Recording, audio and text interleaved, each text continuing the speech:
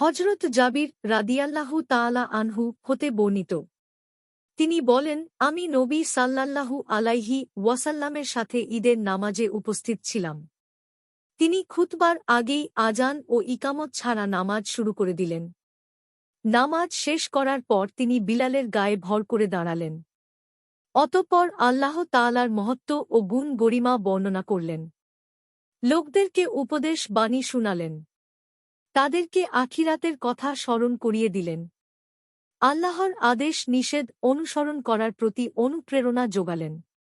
তারপর তিনি মহিলাদের দিকে এগিয়ে গেলেন। তার সাথে ছিলেন বিলাল। তাদেরকে তিনি আল্লাহর ভয়ভীতির কথা বললেন, ওয়াজ করলেন। পরকালের কথা স্মরণ করিয়ে দিলেন।